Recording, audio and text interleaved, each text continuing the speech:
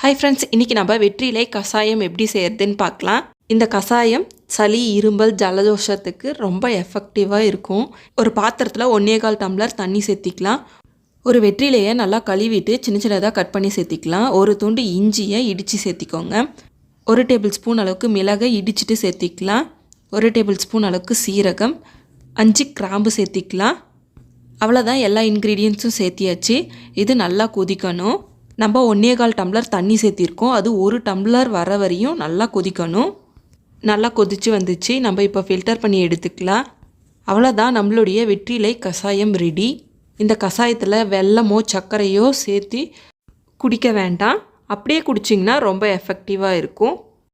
கண்டிப்பாக ட்ரை பண்ணி பாருங்கள். தேங்க்ஸ் ஃபார் வாட்சிங்.